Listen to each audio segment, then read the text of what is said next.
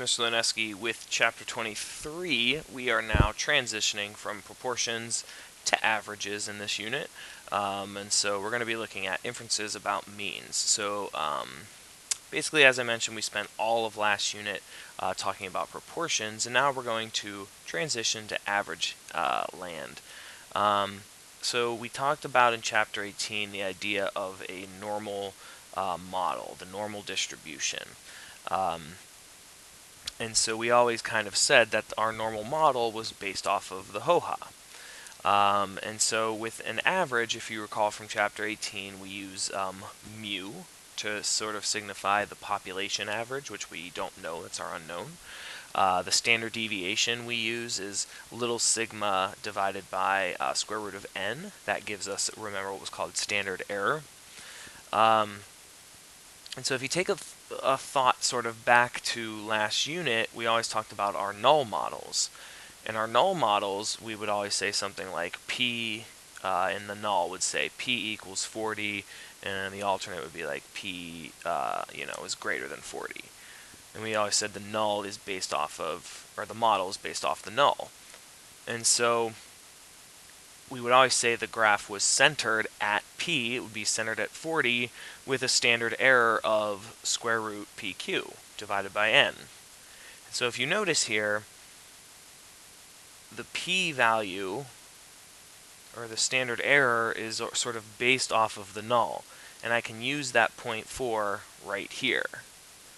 Whereas in an average, notice the average isn't used at all in talking about a standard deviation. And so for that unit, the issue is that we are going to say stuff like mu equals 13.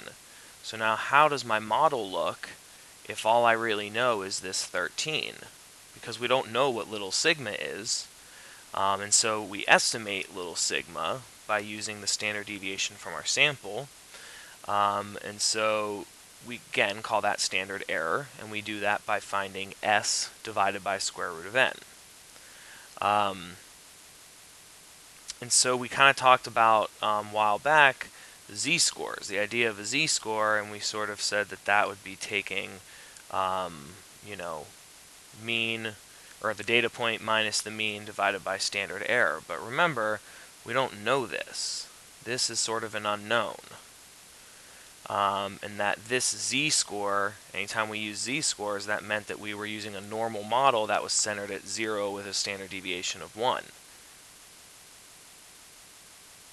So the issue here is that when we replace little sigma with s, there's going to be a lot more variability. That when I do a sample and you do a sample, we're going to get different standard deviations. And so that's going to kind of vary from sample to sample. So what that means is that we can't use the normal model anymore. So it's sort of, we're unable to call it a z. And instead, we now call it a t distribution. So it's very similar to a z-score. T is still a standardized value. It tells us how many standardized units x bar is away sort of from mu. So we can help us sort of describe this t distribution by using something called a degree of freedom. Let me erase this. So for degree of freedom, basically we're going to use this formula n minus 1. And that's going to, again, vary from sample to sample. Every sample is going to have a different degree of freedom. N still represents the total number in your sample. So I wanted to give a quick example on explaining what exactly is a degree of freedom. So I made up an example, has nothing to do with statistics, but geometry. So we all know, hopefully, that the angles of a triangle add up to 180 degrees. So if we were to create a triangle, how many angles of them could you choose freely? So what we did in class was I had one student call out an angle, and someone said, 90. So they have the freedom to pick whatever angle they want. And then I called on another student, and they sort of had the freedom to pick whatever angle that they want as well. And so, they might say something like 30. Well, now this last person is sort of now locked into what their angle has to be, because I know that these three numbers have to add up to equal 180 degrees. So there's no freedom to this last angle. So the degree of freedom is I have three numbers, so I would do 3 minus 1 to give me a degree of freedom of 2, meaning I can choose these two angles freely. Alright, so I mentioned that we can't use the Z model or the normal model anymore, so we use something called the T model, T distribution. And this is essentially what it looks like. So this is sort of our nice normal model, nice peak unimodal at the top, and then the T distribution is sort of low and, you know, kind of bleh. The idea is that if we increase our sample size, it starts to become more and more like the Z model. So as we increase the degree of freedom, as we increase the sample size, T distribution starts to look more like a normal distribution. And that's essentially what I just specified right here. So again, as degree of freedom increases, T distribution gets closer to the normal model, and obviously when we increase that, the S value starts to get closer and closer to the true standard deviation, so to speak. Last unit, when we talked about confidence intervals, we used the formula p hat plus or minus z crit times standard error. For this particular chapter or this particular unit, when we're dealing with quantitative data, we do a confidence interval using x bar, and because we're not using z scores anymore, we have to use t critical values. To create a confidence interval, you can use stat tests option 8. It's called t-int. And so for this, it says one sample t procedures are exactly correct if the population is normal. It must be reasonable to assume that the population is approximately normal in order to justify the procedures. So we still have to check conditions, but now our conditions are sort of to check, can we use a T model, so to speak. T procedures are strongly influenced by outliers. It's always important to check the data first, because if there are outliers or if your sample size is really small, your data may not be reliable. So kind of looking now to the Fourbox method stuff. So for the Fourbox method, really only change here is now we're using quantitative data, so we're switching from switching from P to mu. So everything else pretty much stays the same. Assumptions and conditions, we still have random, we still have independent, we still have less than 10%. However, we did lose NP and Q, so the success-fail condition. That condition is now going to become the nearly normal condition. Basically, what you're checking for in the nearly normal condition is that the graph appears approximately normal. And so we can do that a couple of different ways. We can look at a histogram, we can look at a box plot. We can only do this if we are given data. So you're going to see two types of problems. You're going to see ones where we're given data, and we're going to see ones where we're given statistics. So on a problem where we are not given data, basically we have to check for, is the sample size a minimum of 30? Or are we told normally distributed? So if the sample size is less than 30, we either have to check the histogram, which if we're not given data, we can't check the histogram. And so if we're not given data and we're less than 30, we're essentially looking for the phrase normally distributed. If that doesn't occur, we're going to proceed with caution. And so again, we say, hey, conditions are met, we'll use the T model and the one sample T test. It's technically called a student's T model, but you can just call it a T model. Basically, the rest stays the same.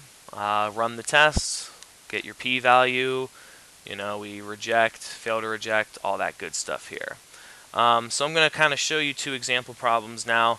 One where I give you data, one where I give you statistics. So I'm not going to run through this entire thing, just want to kind of point out some things where some things change. So we're given a list of data. The problem says that you're supposed to get 10 ounces of coffee from this coffee machine that pours. And then they want to know, is there evidence that the machine is shortchanging customers, meaning that it's giving less than what it should? So our null here is that it's 10 ounces. The alternate is saying that the average pour is less than 10 ounces. So we still kind of write our null and our alternate here. Conditions, So the 20 cups of coffee are randomly chosen. We can assume they're independent of each other. We can assume it's less than 10% of all possible coffees. So now we get to that nearly normal condition. So we're not given, our sample size is 20. So now we need to check the histogram of, is this data normal?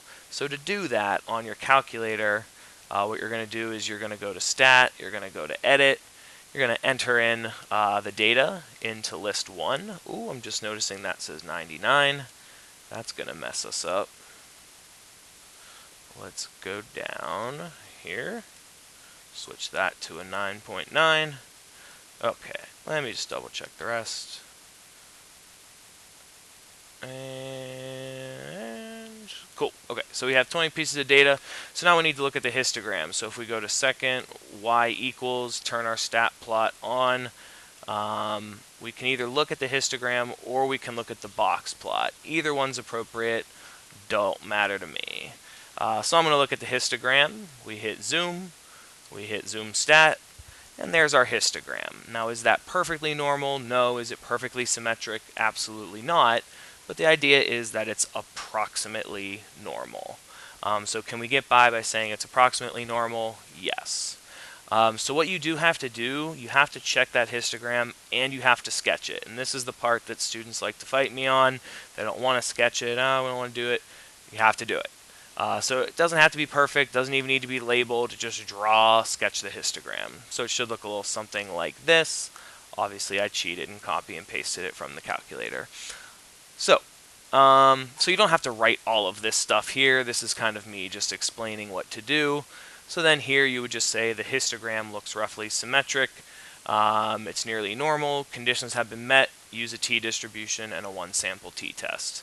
So now, to show you the one-sample t-test on the calculator, that's stat, that's tests, and that is number 8. Or no, I'm sorry, not number 8, number 2, t-test.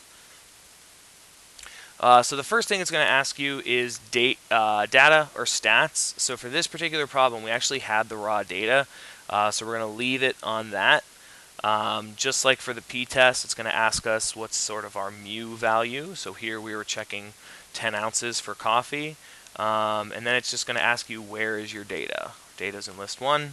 Frequency, leave that at 1. We're not going to mess with the frequency lists. And then we were checking, is it less than 10 ounces? And then calculate. So notice it's not going to give us a z anymore. It gives us a t value. It still gives us a p value here, gives us the x bar, and it gives us the standard deviation. So this is the mean from the sample. This is the standard deviation from the sample. So these are the things that you normally would have gotten if you did the one variable stats thing back on stat calc. So we really don't need that much anymore for this unit because when we run this test, it actually gives us that information up front. So we basically need to write all of this stuff down for our mechanics, and then in addition to that, we also need to write down our degree of freedom. So as a reminder, degree of freedom is n minus 1. So in this case, our sample size was 20. 20 minus 1 is 19. So our p-value was very low here, so we reject the null. You know the rest, meaning we have enough evidence. Alright, so what does it now look like if no data is given? So this particular problem is talking about gas mileage in cars, and it says that it's not reaching 26 miles per gallon. And so we check 50 trips on cars chosen at random. It says that they found a mean of 25 and a standard deviation of 4. And they want to know, have they failed to attain their fuel economy goal? And so it's kind of saying that it's not reaching this 26 miles per gallon. And so it's saying that is it significantly less than 26 miles per gallon. So again, nothing exciting here in box 1. So now for box 2, just to jump ahead, box 3, box 4, pretty much the same stuff. Box 2 is where it's a little bit different. We still have the 50 trips that are random. They're independent of each other. 50 trips are less than 10% of all trips. So now because we don't have the data, we can't look at a histogram. Nowhere on here does it mention that it's normally distributed, but we do have a very large sample size. And so what we basically can write there is, since we don't have actual data, actually we don't even need to write this part. Sorry, the part I have underlined you don't need to write. That's just for notes. So it just says our sample size is 50, therefore the sample is large enough. Simple as that. So on a problem like this, where you don't have data, go to stats, go to test, t-test. We go over to stats, and now we sort of just type in the information that was given to us. So we were told 26 is sort of our ho-ha. We were told that the average here was 25 with a standard deviation of 4. And then our sample size was 50. And again, we're doing a lower tail test. Calculate. There's our stuff. So that's basically the difference between the two tests. So now we just sort of have this data one and ones where no data. Alright, that is it for Chapter 23. Thank you for watching. I know it, and now you know it.